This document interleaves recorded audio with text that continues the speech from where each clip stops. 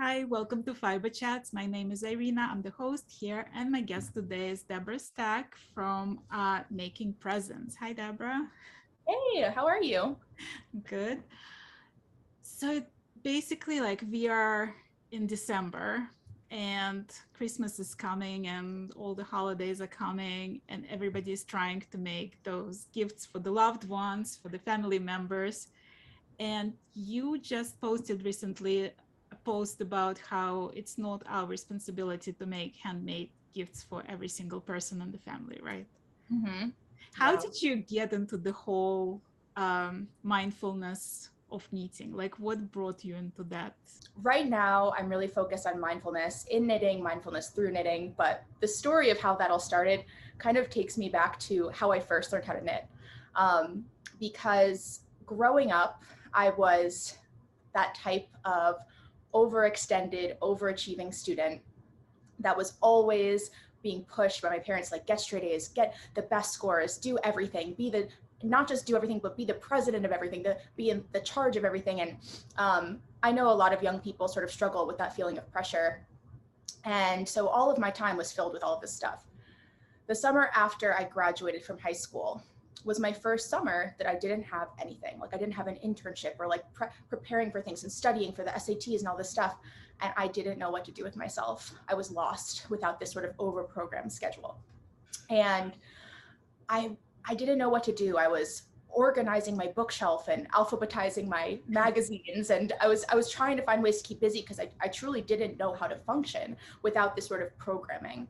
And that summer, as I was sort of re-alphabetizing my bookshelf, I found a Klutz How to Knit book. It was a kit. It came with yarn, it came with needles, and I was like, cool, learning things. This is something I know how to do. I'm gonna do this. Using that book that provided yarn and needles and YouTube, I taught myself how to knit. And it was really meaningful to me because it felt like the first thing I had chosen for me. Up until that point, I had even though I was a teenager, I felt like I had had so many obligations and so many things I had to do for other people, for school, for life. Um, Yet this was the first moment that I was choosing something just for me. Um, Additionally, it was something that wasn't measured traditionally, like with grades. Like no one was giving me a B+ on my scarf. It was just like I made a scarf, and that was sort of it. I could measure in stitches and not in percentages of points and averages. And so I fell in love with knitting. Interestingly, even then, the first thing I made was something for someone else. And that's something that I notice a lot when I teach people how to knit. It's, you're teaching someone how to knit. You say, what's the first thing you want to make? Socks for my dad, a hat for my mom, a scarf for another person. There's this automatic instinct to make for other people, which I'll come back to. So I went to college. I had heard this adage. I'd heard this adage that was like, do what you love. You'll never work a day in your life. So what are you going to do? Knit. Obviously, I like knitting. I'm going to knit. And I got some raised eyebrows. Like, what does that look like? Right. So I had my first internship at Vogue Knitting magazine. I worked on the first Vogue Knitting Live, and then I had an internship in publishing. And I wound up after college getting a job working in publishing. And I actually worked for 3 years editing craft and knitting books. The dream, right? My job was working on books, which I loved, and knitting, which I loved, and I was miserable. Because the thing I used to do for me, the thing that I used to do to like relax at the end of the day was now my job. And so when I got home at the end of the day, I didn't really feel like knitting. I had just thought about knitting all day. And so this thing that had been so magical, knitting, which had given me this sense of identity, this sense of purpose, it was something that was just for me, was no longer just for me, now it was my job. And I actually stopped knitting for a while. I was the person who had always had yarn in my hands in class all the time. I actually lost my love for the craft for a moment. Maybe I didn't lose my love. I loved knitting, but I just found myself not reaching for it for a number of years. I wound up leaving the publishing industry, transitioned, became a middle school teacher. I've been doing that for a few years. And it wasn't until lockdown for COVID-19 last spring that I rediscovered it. in the meantime of all of this, I got my yoga teacher certification. I started teaching mindfulness to my middle schoolers because there's a lot of feelings when you're middle school, a lot of emotions, a lot of hormones. That's natural. And in addition, I teach students who are, I teach English to students who are recent immigrants from mostly Dominican Republic and Yemen, many of whom, especially the Yemeni students, carry a lot of trauma from living in war zones potentially. So a lot of anxiety, a lot of stress. And so I felt this need to acknowledge that, right? Like we're not just teaching English, I'm also sort of teaching people, and sometimes we carry a lot of emotions we have to deal with before we can just sit in class and learn a language or learn any subject. And so when lockdown happened, I found myself reaching for knitting again, even though I had all these tools from being a certified yoga teacher and having all this mindfulness training and teaching my students mindfulness. I wasn't reaching for those skills. Like I knew that I was very anxious in the beginning of lockdown. I think everyone experienced a lot of fear, a lot of uncertainty. And I knew like yoga makes me feel better. I should practice yoga, or like maybe I'll open even an app and do a meditation. And I just didn't have the bandwidth for it. I couldn't bring myself to do it. But what I could do was sit in bed and knit. And I did a lot of that in the beginning of lockdown. And as I was doing that, I noticed a lot of people, especially like on Instagram and online, were turning to knitting to comfort them during this really uncertain time.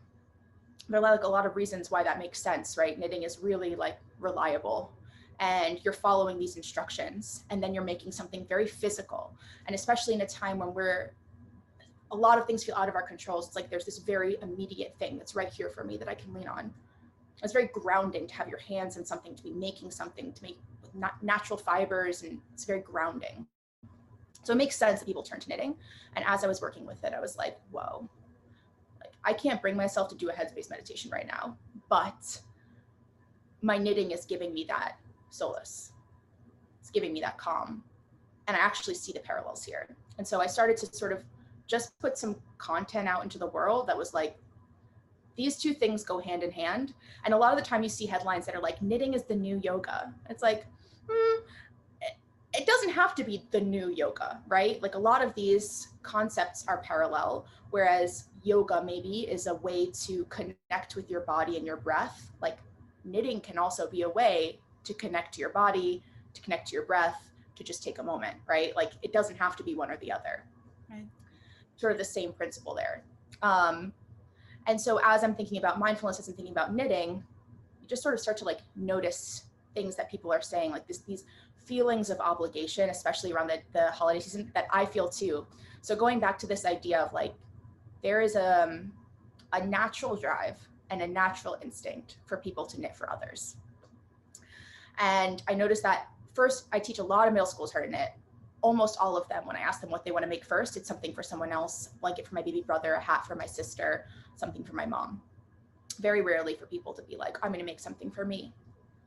And that makes sense, because when you're knitting, it's not just a gift. You are giving someone a piece of yourself, right? You are taking this object and you are taking time and energy. You are building something. You are carrying it with you from place to place. But I think even more, like as you're making it, you're thinking about that person. You're anticipating, like, I'm going to give them this hat. They're going to be so happy. And when it's cold, they're going to wear it and they're going to feel warm and they're going to think of me. It's a way for you to protect them, to keep them comfortable in cold times, to offer them comfort. It's like so much more than just a gift, right? If you give someone a store-bought gift, that could be very meaningful, but it took you maybe 10 minutes in the store to pick it up and then money to buy it. But there isn't a direct link to like your time, your effort, your energy. You're like, you're meditating on the person while you're knitting, you know, you're thinking about them. There's just like a lot of intentionality there. And I think that knitters know that, right? They know that like a knitted gift is really meaningful. And I'm not sure that recipients often know that. Well, that's the whole like idea of concept of somebody being knit worthy, right? So there are people who, and usually like people who do something themselves, like some sort of craft, who understand the amount of time, effort, skill that goes into something handmade, right, might appreciate it more.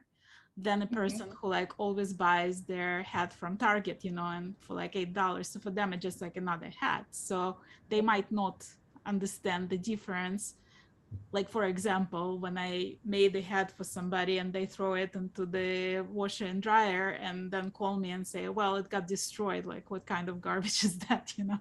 So it's like, people don't necessarily understand like the care of the item or whatever. But like, at what point did you decide to make a first item for yourself? Like, when did that occur to you that you are the knit worthy? It's an interesting question. So I know my first project, I made a couple of small swatches that I sewed those squares up into like little pouches. I know I gave those to my mom. And then I decided to knit a mohair lace scarf for my grandmother. That was my first real project. I didn't have any physical knitting teacher, just YouTube. So no one told me like, maybe you should start with something stockinette. Like I just dove right in and it worked out okay. I gave that to her. I think the first thing I knit was a shawl by Isolde Teague. It was her pattern Damson.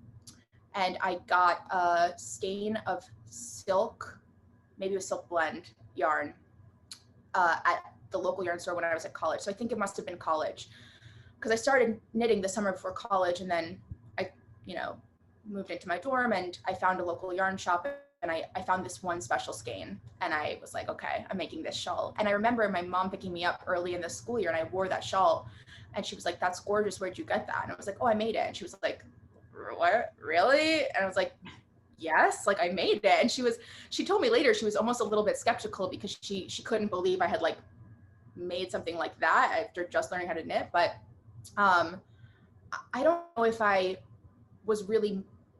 really registered that shift. Like I've knit some things for people, I'm going to make something for myself. And I think that that's maybe part of the conversation is like the mindfulness element is like, are you mindful of who you're knitting for and why? Are you thinking about the time and the effort for the recipient? Because a lot of the time it is worth it, right? For someone that you're knitting for, maybe they are also crafters, or maybe they're a family member who's seen you crafting and they know how much time and energy goes into it and they'll really appreciate it. And maybe they're not, and you're okay with that, right? Like maybe they don't really understand it and you know that for you, it's meaningful to give them something knitted. But I think that the feeling of obligation is the part that we have to like really notice. It's like, well, I mean, before we get into that, do you feel like when you need something, do you stop yourself and you remind yourself that this is just a hobby, this is something that brings you joy? Do you ever get like, you want to get finished with this project by certain time because there is something else? Do you have pressure of like, I want to do more, like there's deadlines, there is something that suddenly you find yourself stress knitting where it was supposed to be joy? It's an interesting question because it sort of reveals some of the things that I'm working on in myself, which is being a chronic procrastinator. So the simple answer is no, I don't find myself stress knitting often. And part of the reason is because the gift knitting I do is extremely limited. There is a very, very small circle of people who will receive hand knit gifts from me. And if you do, you're very special.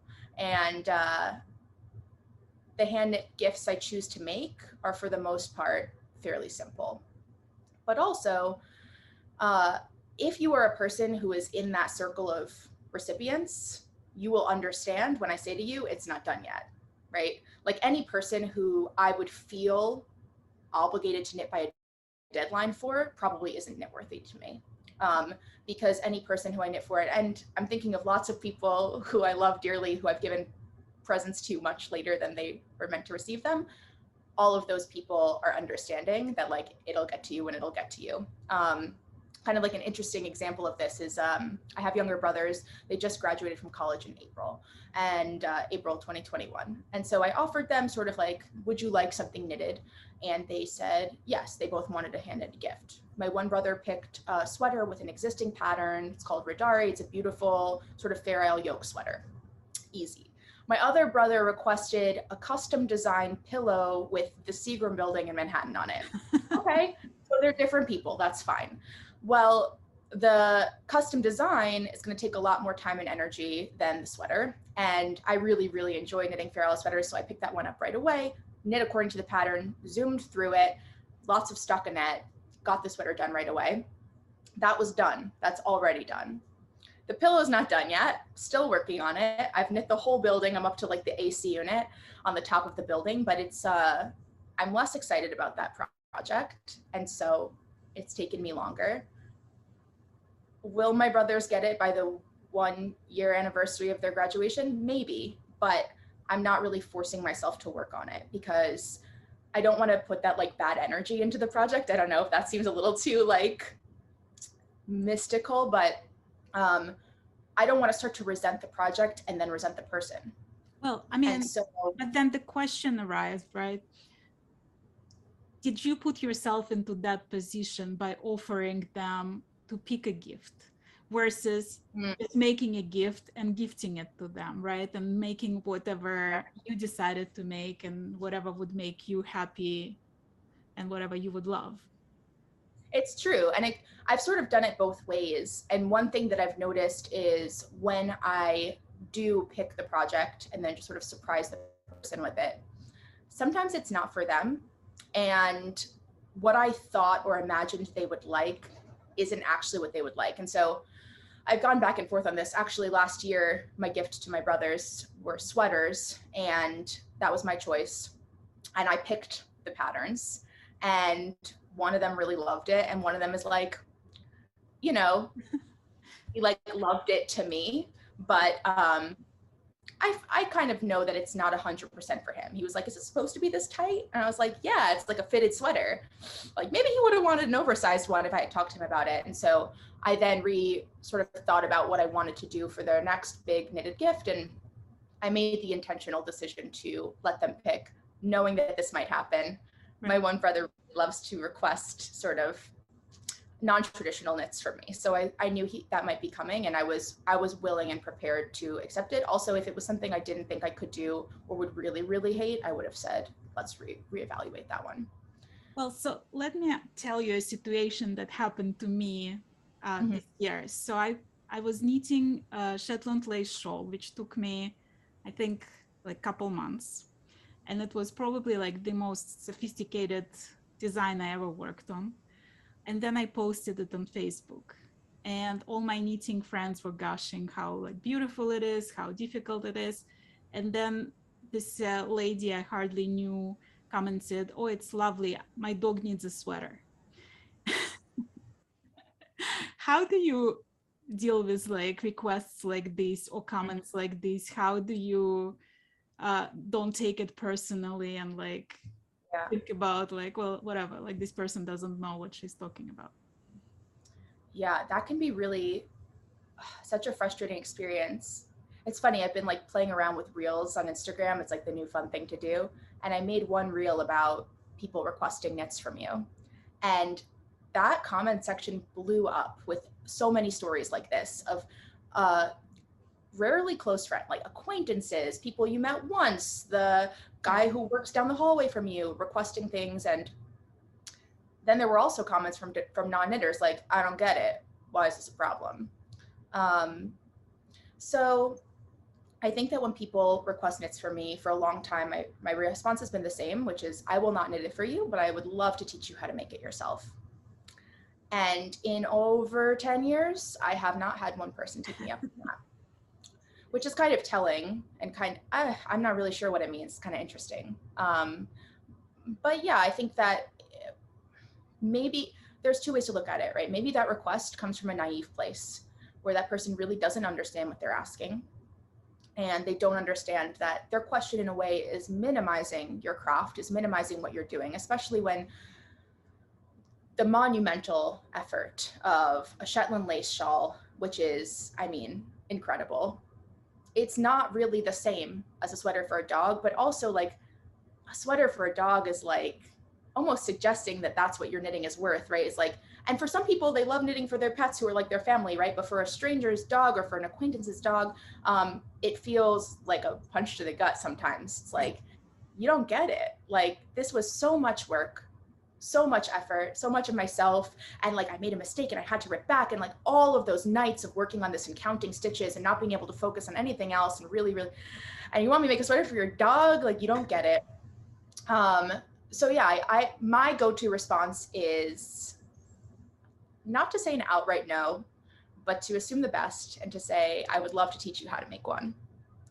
And one day someone may take me up on it, but you know, it's a frustrating one. I'm not 100% sure yet. Like, it's very hard to convey why that's a frustrating experience, but I think it is for a crafter a universally frustrating experience to get that kind of request. Right. Well, so now since we're in the season of gift giving, right, and everybody is like sitting home and trying to finish that extra pair of socks to gift or whatever, like whatever the gifts are there, right? How do you suggest people deal with that guilt of not giving everybody a gift, of not making like everybody a pair of mittens or something? How do you like approach that whole season's knitting? Okay. So the first thing I would say is that knitters are nice people. And so that instinct of wanting to make things for people is really natural. And it's coming from a beautiful place of not just wanting to give a regular gift, like wanting to give a gift that is truly meaningful, that is maybe expressing gratitude for a person's presence in your life over the last year, is expressing like a real love for that person. And I even still have this instinct. It's like, oh, this coworker really helped me. I'd like to knit him something to say thank you. You know, I just buying something feels flat. I want to make something. And so to that, I would say that's a really beautiful thing. Take a step back and just really, really be sure. Like, do you really want, is a hand knitted gift really necessary for that gesture? Because what that might mean for you is a lot of stress and a lot of nervousness to give a gift to a person to whom it may mean the same thing as like a Dunkin' Donuts gift card, right? For a lot of gifts for the holiday season, it is a gesture. And so if it's a gesture, like, does it have to be a knitted gesture? Maybe it does. But if you start to ask yourself like, like, I'm not sure if knitting is the right, now that I'm thinking about it, now that I'm reevaluating, like maybe I'm not sure if I should be knitting for this person. Like, think about it this way. First, did they pressure you into knitting for them? Because if they did, that's like really questionable to me. I don't like that feeling very much. And I think it's one thing if you, for example, like I did with my brothers, sit them down and you say like, I would love to knit you something. I would like you to like what I make. So let's pick the pattern and the colors together so that it's something you love and wear and enjoy. That's one thing. But if, you know, your cousin approaches you and is like, I need a sweater, so green, please. That's a very different feeling. And you could, you know, think about like, well, feel obligated. You know, it's my cousin. I want to help him. No is always okay. And, or not this year. Boundary setting is really challenging for a lot of people in life. And if you're challenged with boundary setting in life, it will also bleed over into your knitting. And so if it's hard for you to set boundaries and to say no, then like in your knitting, it will naturally be hard too. And so if you're like, oh my gosh, I can't say no to my cousin, think about why. Like, will your cousin be angry at you for saying no? And if so, like, further reason you shouldn't be knitting for them. Like, they should be understanding. And so if you can say to a person, listen, like, I really wanted to knit something for you. Maybe you requested me to knit something for you, or like maybe I knit something for you every year, but I found myself really overwhelmed by gift knitting this year, and it was really stressful for me. And so instead I picked up something that I think you'll really enjoy, but I didn't hand make it this year. If that person is angry at that response, not worthy. Like that's a good reason that they shouldn't have received a hand knit gift to begin with. But there might be some people who are listening and they're like, well, I really do want to knit for some people in my life. And so to that, I'll say this: non-knitters don't understand knitting. They don't. Non-knitters don't understand. They do not know the difference between garter stitch and fair isle. They do not know the difference between an all over cabled sweater and like a very simple stockinette stitch.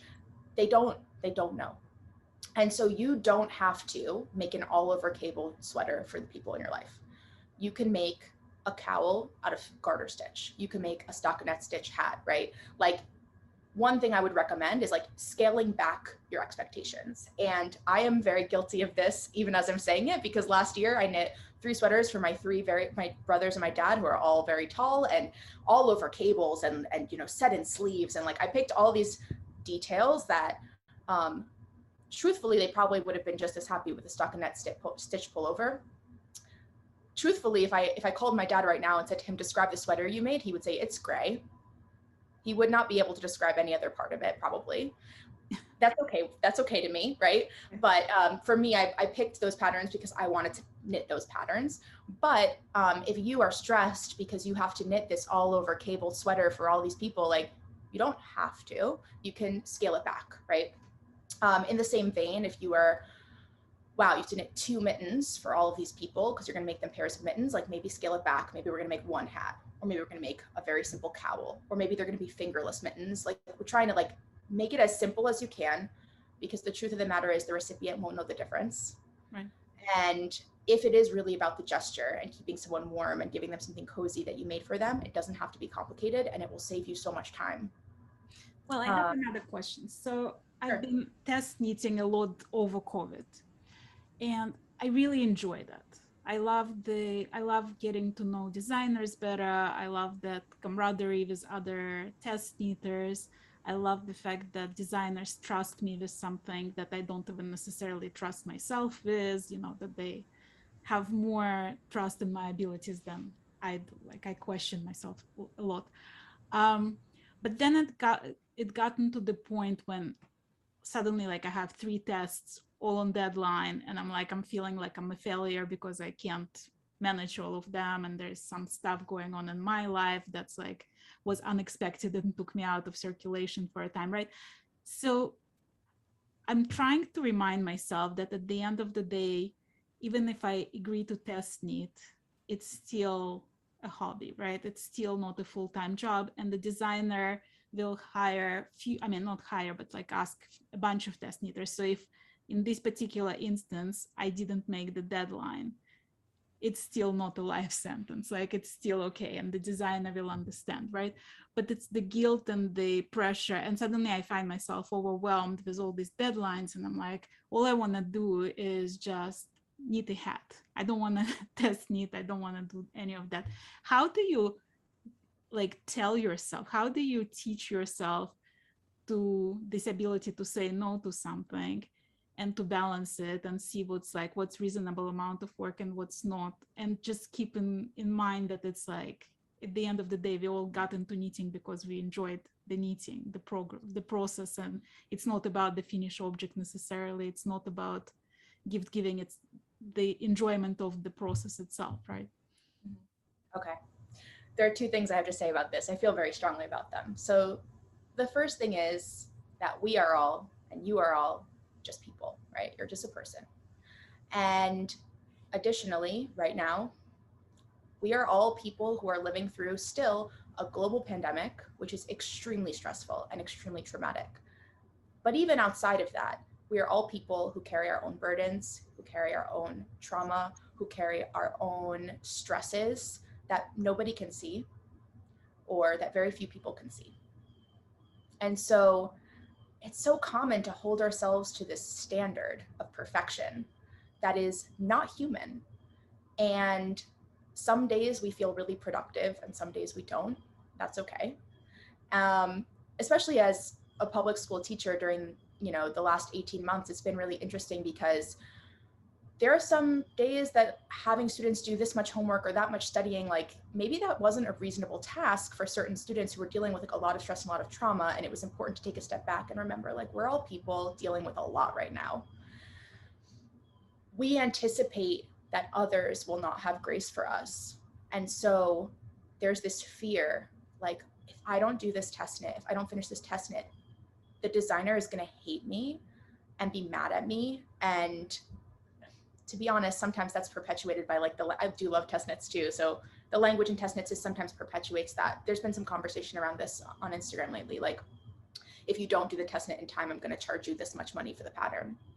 So that can be a little bit like, oh, if I don't get it done, I'm going to get charged even. And I just don't have the time right now. And so I think giving ourselves and others just a little bit of like reaching out to the designer and saying, right now I'm really overwhelmed. I plan to get this done, but right now I'm not capable of doing it.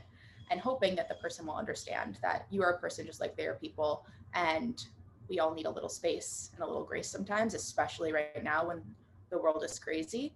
But also, you know, so many people turned to knitting because it's comforting, because it's calming, because like I found it's something that's just for you. Even if you're knitting for other people, knitting is for you. It's also something that for me, I found very grounding during like all those months of Zoom meetings. I was always knitting under the camera, and it was literally something to cling to, right? It's like my hands are moving, like I'm feeling better. So here's an interesting comparison.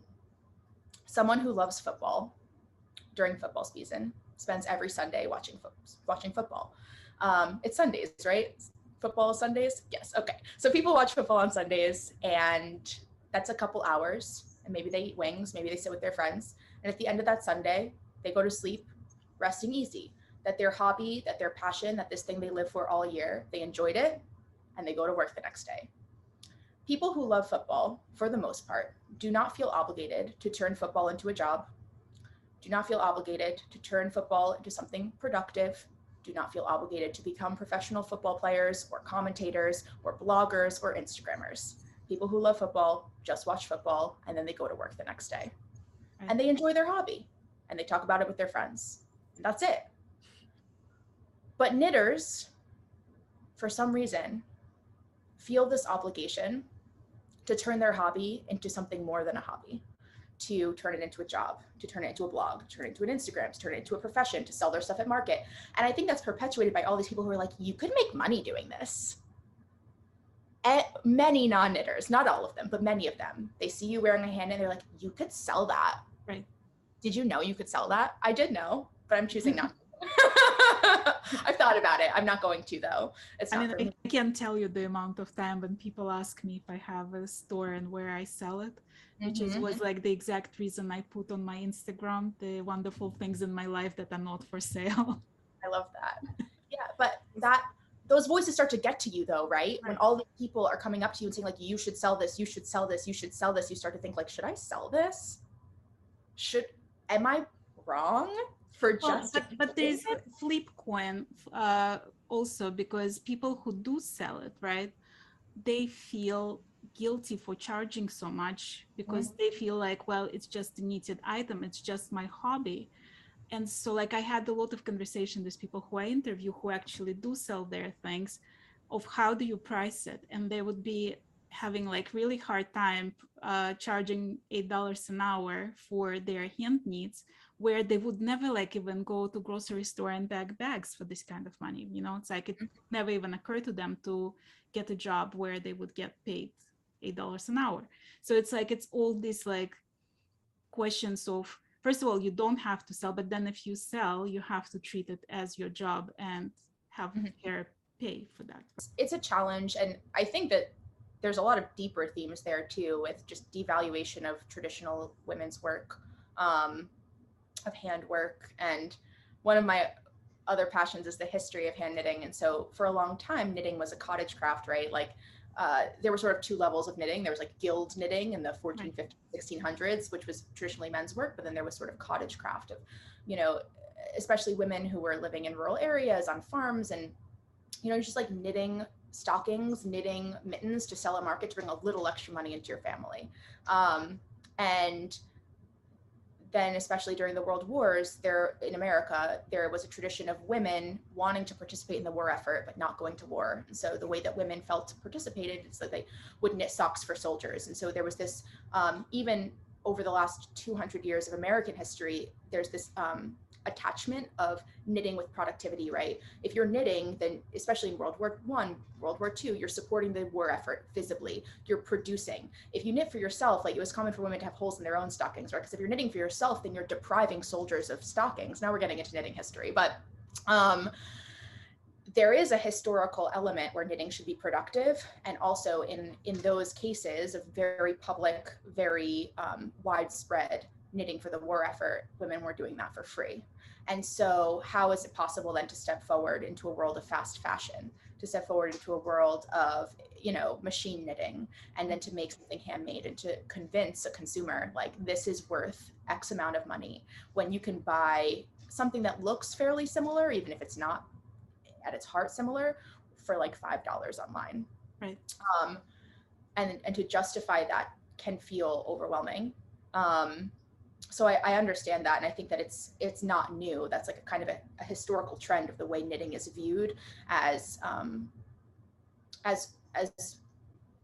almost like women's work to support other efforts that should sort of be charitable. And maybe that comes into this conversation of gift knitting too, right? Like this charitable quality of knitting. Yeah, thinking this through for the first time, but it's kind of an interesting connection.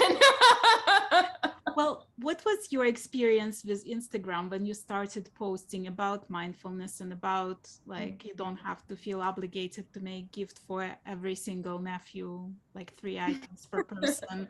How, like, what's the reaction of your followers? Well, I think one interesting thing about Instagram is like a lot of those feelings you have that are kind of guilty feelings. You're like, oh man, like I feel really guilty about not knitting all of the administrators in my school hats for Christmas. That sort of, you find that these feelings are more universal than you imagined.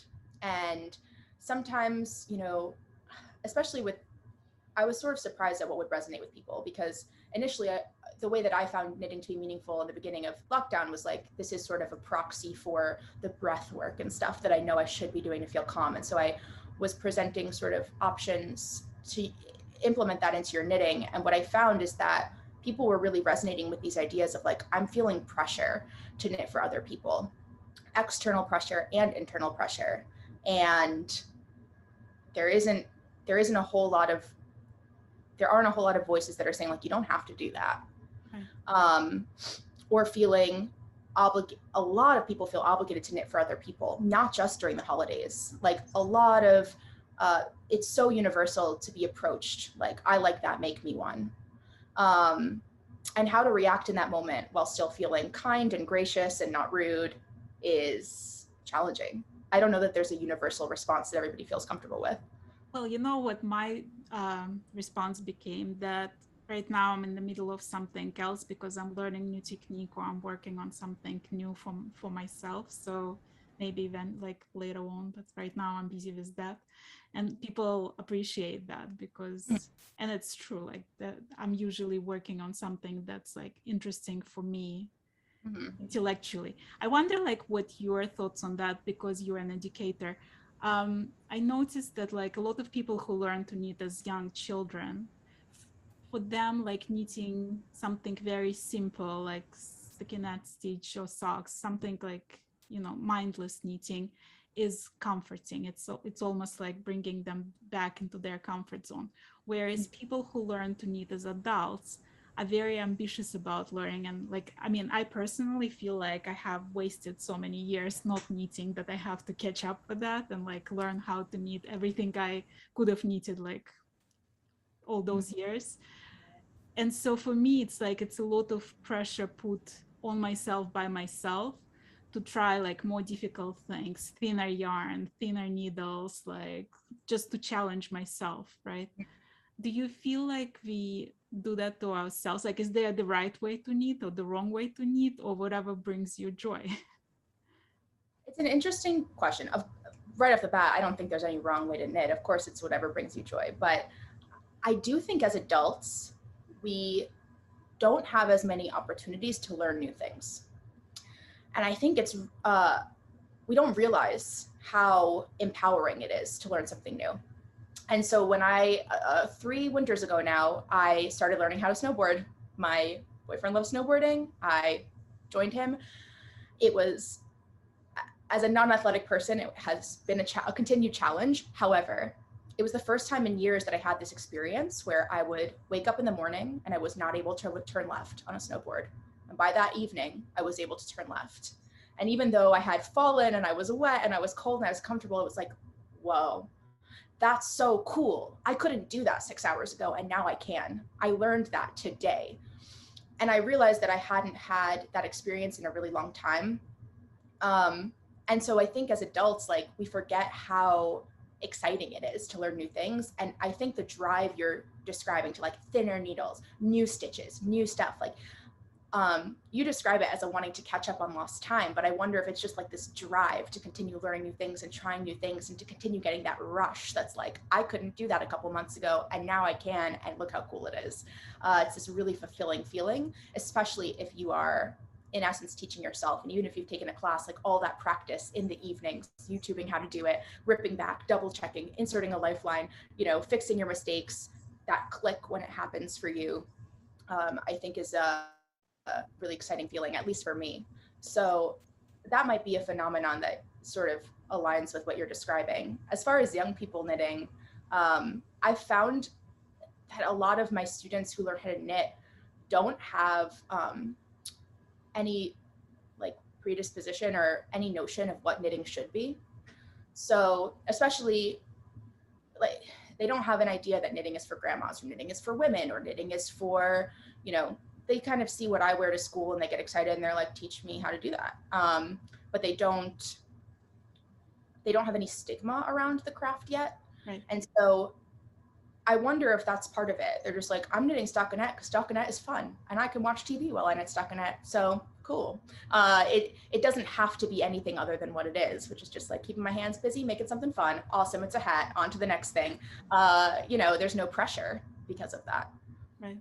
Do you personally work on one project at the time or multiple projects at the time? It's funny because for a time there, I was trying to be what some people call a monogamous knitter, one project at a time. In fact, when I when I started quarantine at the beginning of lockdown for COVID, I went down to my boyfriend's apartment and I brought one project with me, one sweater. It was kind of an interesting experience because I had never had just one project to work on before. And I realized something about myself, which is that when you just have one project to work on, it forces you through the difficult parts. So it's like, oh man, like I'm gonna run out of the main color for the body and I need to finish both sleeves and I don't have enough main color yarn to finish these sleeves. And that is normally when I would be like, cool, it's going in a drawer, picking up a new cast on, don't want to think about that.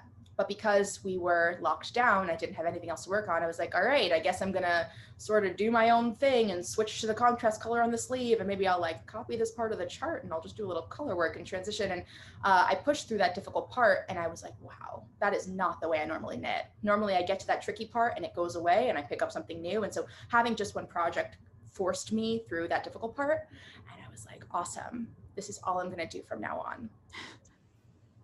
Well, that's, I have a lot of projects right now. I have a lot of works in progress all the time. And I actually think looking back that there's a benefit to that too, to like having something in a kind of tricky color work phase that you really need to focus on and having something big that maybe stays at home and having like a sock that you keep in your bag and having like a sleeve that's stockinette that you can sort of fly through when you're talking to a friend, and like you have an appropriate project for every scenario. I don't think there's any shame in that. I think that's kind of smart, right? Like you can have different projects for different settings, and maybe there's some sort of hybrid model where you have a couple of different projects, one that's more challenging, that's like lace that you're counting and you're really focusing on. You do that at night when no one can talk to you, when no one's supposed to talk to you, and you have that sock that you work on when you're with friends having coffee. And you know, if you get to a tricky part, you just sort of push yourself to get through it. But I like having multiple projects. Well, I think are you talking like 1 to 3, 3 to 7, 7 to 100? Like, where are you in that? I don't know if this is strategic, but I definitely have more than 10 unfinished projects in my apartment right now. But I also think that sort of, there's generally like a reason behind each one. And it goes back to your question, like, do I force myself to knit something when it starts to feel stressful? Well, you know, no, if something starts to feel kind of bad, I think it's okay to set it aside and ultimately come back to it. And, you know, do those like weeps ever look accusingly at you? Like, does that bring you extra stress to know that you could have finished that hat in another hour, but it's still sitting there looking at you? For the most part, no. I do have one whip right now that I feel a little guilty about, and that is the pillow for my brother for his graduation, that secret building pillow. Um, so I will admit that, like, I'm not a perfect person. I don't feel totally zen about all my projects. I do feel a little bit guilty, like, man, like I promised him this months ago. I finished the sweater for his twin months ago, and he's still waiting on this pillow, you know? And it's kind of interesting, right? Like it can be easy to feel that feeling and then shove it aside, like, oh, like I don't want to think about it. I'm gonna clean the dishes instead, like do something productive, like distract myself. Like that's still in that bag over there. I don't want to think about it. But there's usually a why. So like, why am I leaning away from that project? All right, well, it's on size 1 needles, and I'm doing 3 color work in 1 row right now. And that's like not super fun from a yarn management perspective. And you know, I have like a mental block of what to do. I thought I was going to knit the whole thing, but now I'm going to just back it with fabric. So there's these kind of mental blocks that I'm not 100% sure about and feels a little uncomfortable. And so I'm sort of avoiding those things. I actually saw someone recently posting that she breaks her projects into segments of 20 rows and just has herself do 20 rows a day. And I was like, whoa, that's cool, right? Like instead of thinking, because we can sort of be overwhelmed by the magnitude of the whole task. It's like a productivity mindset too. It's like if you have a task, any task, not just a knitting task, and you're overwhelmed by it, break it down into smaller parts.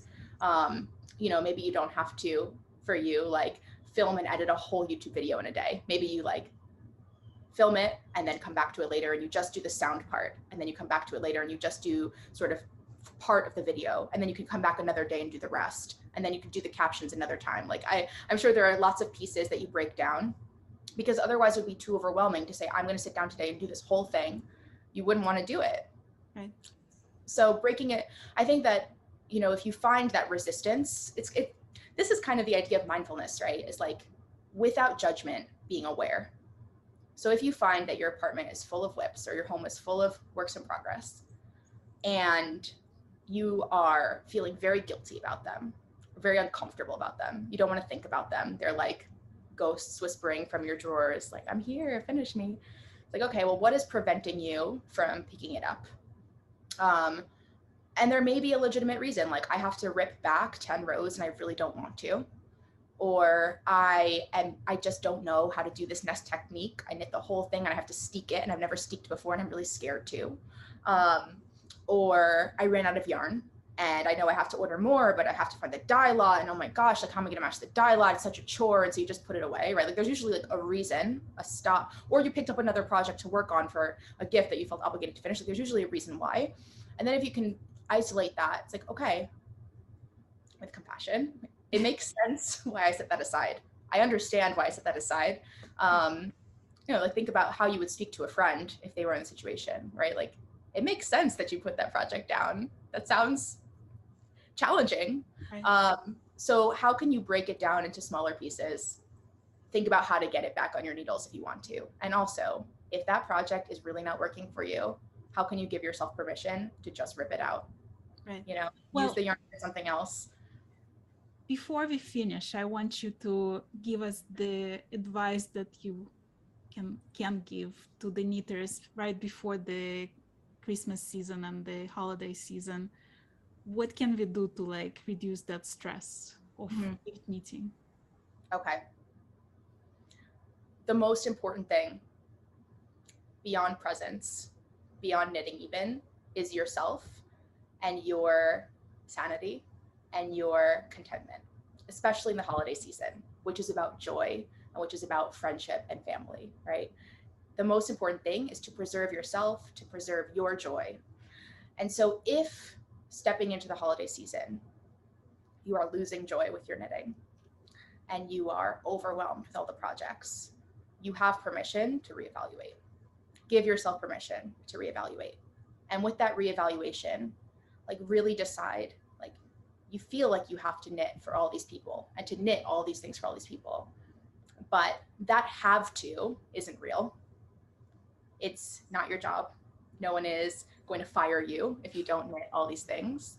And the truth of the matter is the people who you're knitting for won't love you less if you don't knit them these things. And so give yourself permission to really reevaluate and say, like, how can I cut back to a place that feels good and joyful? And maybe that means that you're not going to knit any gifts this year. And that's okay. And maybe that means you're going to knit 1 or 2 really simple gifts this year. And that's okay. And maybe that means you're going to knit the whole thing that you wanted to knit. And that's okay, as long as you are comfortable and content with that.